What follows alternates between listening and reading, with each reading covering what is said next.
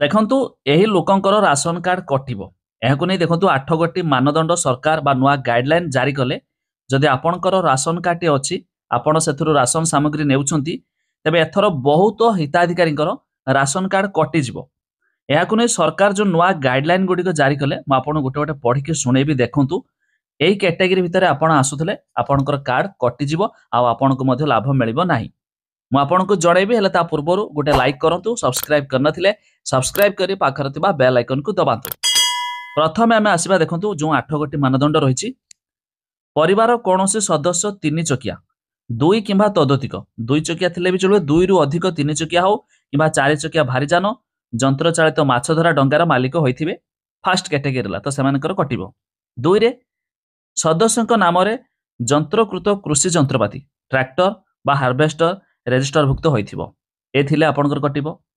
3ରେ ପରିବାର କୌଣସି ସଦସ୍ୟ କେନ୍ଦ୍ର ସରକାର, ରାଜ୍ୟ ସରକାର, ସରକାରୀ ନିଗମ, ସରକାରୀ ଅନୁଦାନ ପ୍ରାପ୍ତ, ସ୍ୱୟଂଚାଳିତ ସଂସ୍ଥା କିମ୍ବା ପୌରପାଳିକ ସଂସ୍ଥା, ବେସରକାରୀ ସଂସ୍ଥା ଇତ୍ୟାଦିର ସ୍ଥାୟୀ କର୍ମଚାରୀ ହୋଇଥିବେ, ତେବେ ଏଥିପାଇଁ ମଧ୍ୟ ଆପଣଙ୍କର କଟିବ।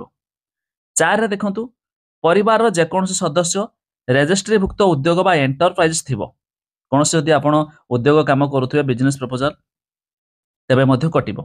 5ରେ ପରିବାରର କୌଣସି ସଦସ୍ୟ ମାସିକ ଆୟ 15,000 ସହରାଞ୍ଚଳ ପାଇଁ, 10,000 ଟଙ୍କା ଗ୍ରାମାଞ୍ଚଳ ପାଇଁ ଅଧିକ ହୋଇଥିବ, ତେବେ ମଧ୍ୟ କଟିବ। 6ରେ ଦେଖନ୍ତୁ, ପରିବାର କୌଣସି ସଦସ୍ୟ ମାସିକ 15,000 ଟଙ୍କା ସହରାଞ୍ଚଳ ପାଇଁ ଓ 10,000 ଗ୍ରାମାଞ୍ଚଳ ପାଇଁ ଅଧିକ ପେନସନ ପାଉଥିବେ, ସେ ହେଲା ରୋଜଗାର। 6ରେ ରହିଲା ଆପଣଙ୍କର ଏତିକି ପେନସନ ପାଉଥିଲେ ମଧ୍ୟ କଟିବ। ଏବେ 7 ଦେଖନ୍ତୁ, ପରିବାର କୌଣସି ସଦସ୍ୟ ଆୟକର କିମ୍ବା ବୃତ୍ତିକର ହେଉଥିବ, ତେବେ ମଧ୍ୟ କଟିବ। ଏବେ 8ରେ ଦେଖନ୍ତୁ, ପରିବାରରେ 2 ବା ଅଧିକ କିଲୋୱାଟ ବିଦ୍ୟୁତ ସଂଯୋଗ ଲୋଡ ଥିବ ଏବଂ ହାରାହାରି ମାସିକ 300 ୟୁନିଟ୍ରୁ ଅଧିକ ବିଦ୍ୟୁତ ଶକ୍ତି ବ୍ୟବହାର କରୁଥିବେ, ତେବେ ମଧ୍ୟ ତାଙ୍କର ନାମ କଟିବ। ମାନେ ଜାଣନ୍ତୁ, ଯେଉଁମାନେ ଧରା ଯେଉଁ ଏସି ବେସି ଲଗେଇଥିବେ, ତ ମିନିମମ୍ ସେମାନଙ୍କୁ 2 କିଲୋୱାଟ 3 କିଲୋୱାଟ ନେବାକୁ ପଡୁଛି। 2 ବା ଅଧିକ, ନର୍ମାଲ 1 କିଲୋୱାଟ ସାଧାରଣ ରହିଲେ, 2ରୁ ଅଧିକ ନେବେ ମାନେ ଏସି ବେସି ଥିବ, 2 କିଲୋୱାଟ 3 କିଲୋୱାଟ, ସେ କ୍ଷେତ୍ରରେ ମଧ୍ୟ କଟିବ।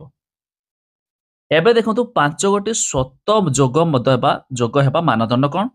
ନା ବାସହୀନ ପରିବାର ଯିଏ ପାଇବ, ଭିକ୍ଷାବୃତ୍ତି କରି ଜୀବନ ନିର୍ବାହ କରୁଥିବା ପରିବାର ପାଇବ, ସମସ୍ତ ଆଦିମ ଆଦିବାସୀ ପରିବାର ସମୂହ ପାଇବେ, ଯେଉଁ ପରିବାରରେ କୌଣସି ସଦସ୍ୟ ରାଜ୍ୟ କିମ୍ବା କେନ୍ଦ୍ର ସରକାର ବିଧବା ଭତ୍ତା ପାଉଥିବେ ସେମାନେ ପାଇବେ, ଯେଉଁ ପରିବାର କୌଣସି ସଦସ୍ୟ ଶତକଡ଼ା 40 ଭାଗରୁ ଅଧିକ ଶାରୀରିକ ବିକଳାଙ୍ଗ ହୋଇଥିବ ସେମାନେ ପାଇବେ।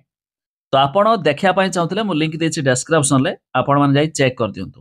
ତେବେ ଯାହାକି ଇଏ ରାସନ କାର୍ଡକୁ ନେଇ କିଛି ନୂଆ ଗାଇଡଲାଇନ ଆସିଗଲା।